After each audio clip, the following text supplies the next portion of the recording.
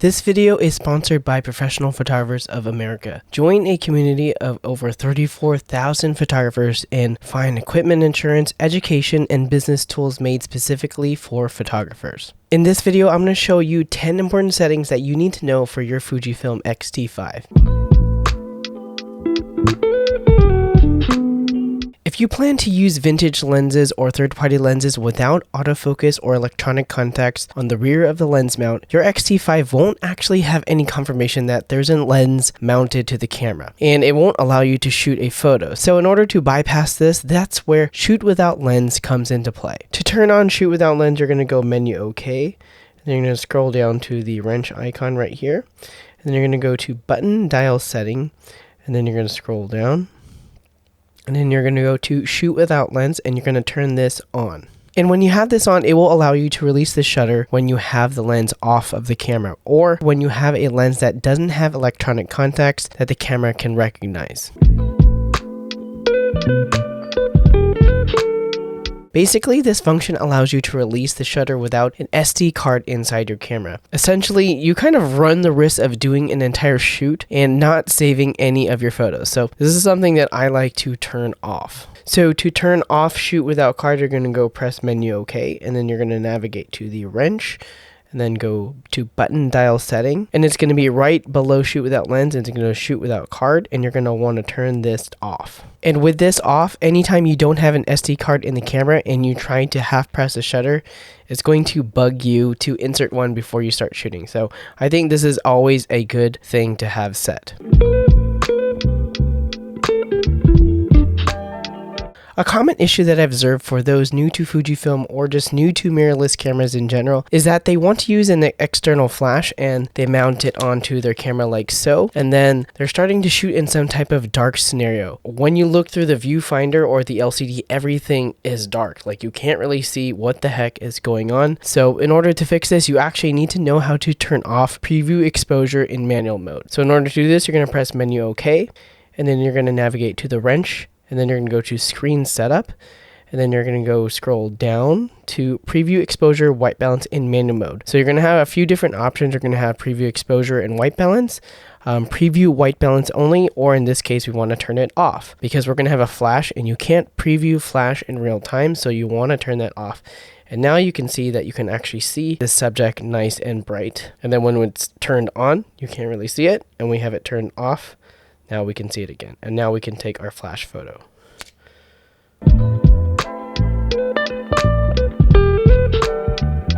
If you have a flash mounted on your camera and it's not firing, there are two settings that probably will prevent this. And the first is your max shutter speed. You want to ensure that this is set to the max flash sync speed or slower. So that is at 250 to the second, and you'll see it marked by the 250x. So we're going to turn it right there.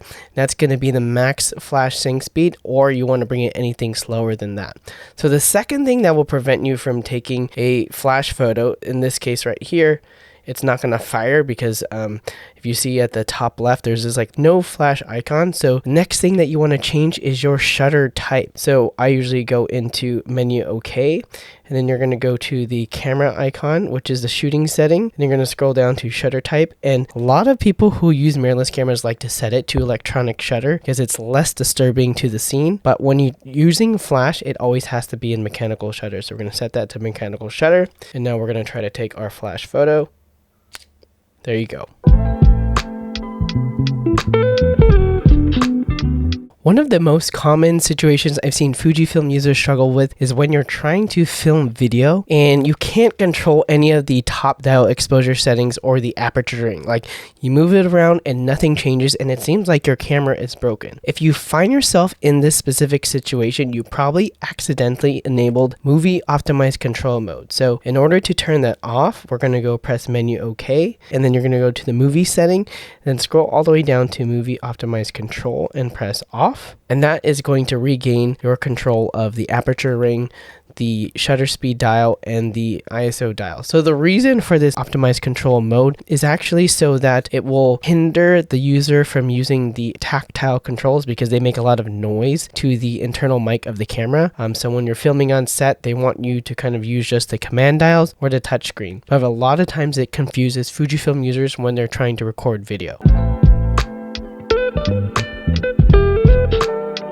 Today's video is brought to you by Professional Photographers of America. Whether you're just getting started with your photography business, or maybe you've been doing this for quite a long time, but you want to make sure that you're running your business the proper way, PPA is a great resource for you to check out. PPA offers $15,000 worth of equipment insurance, giving your Fujifilm X-T5 and all of your beloved Fujifilm lenses and other gear the protection it deserves, and more importantly, this allows you to have the peace of mind so you can work with confidence on your shoots. On top of the insurance, they also offer a ton of other invaluable resources like model release forms, proposals, client contracts, and while I hope you never actually have to use it, they actually offer data recovery services, which may come in clutch for one day for you Fujifilm wedding and event photographers. Ideally, we as photographers wouldn't have to rely on any of these types of things, but after being in business for over 14 years, I've learned that it's essential to have your bases covered, protecting you, your business, and your assets. If you are interested in getting a membership with PPA today to gain access to all these tools, follow the link in the description for a special discount. And now let's get back to the video.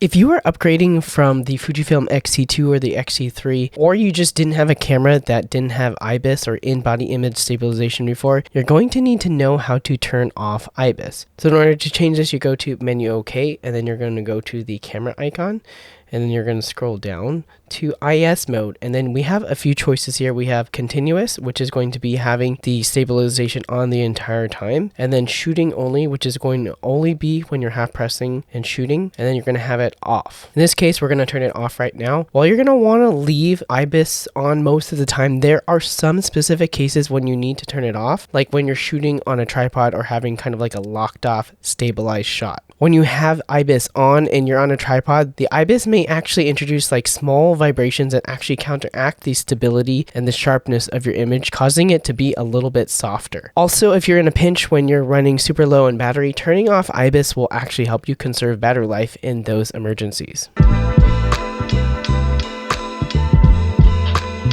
I'm happy to say that AF All is actually now on by default on the Fujifilm X-T5. But if you somehow turned it off or it's not on by default on your camera, I really recommend that you turn this on. So you press menu OK, and then you navigate to the AF MF, and then you're going to go to AF mode, and we have all. So normally you have single point, zone autofocus, and then wide tracking, and then we have all.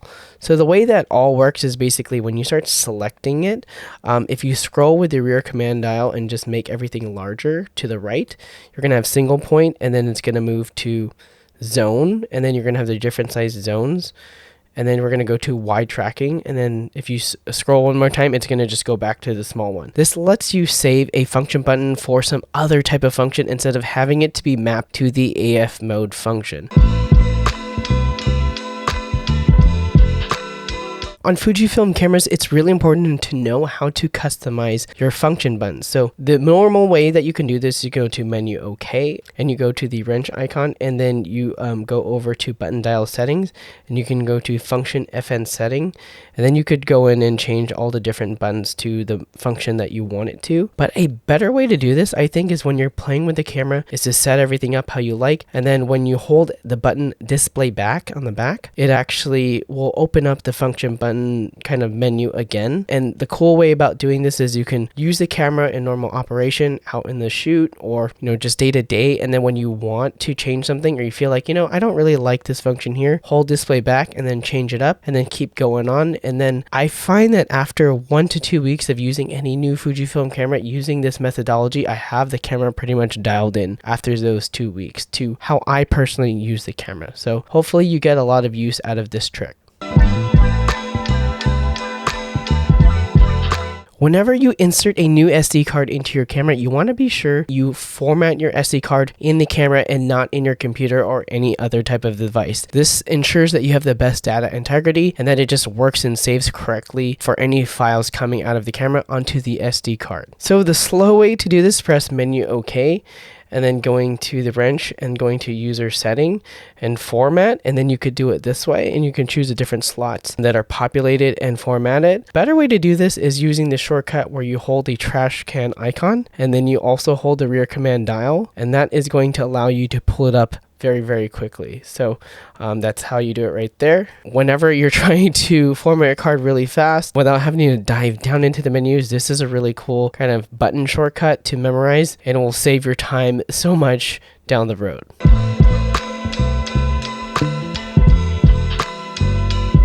So the last important setting that you need to know is how to set up your custom setting banks. When you press menu OK and you go to image quality or IQ right here, you're going to scroll all the way down to the bottom to edit custom setting. And right here, you can go in and populate any of these different 7 custom setting banks.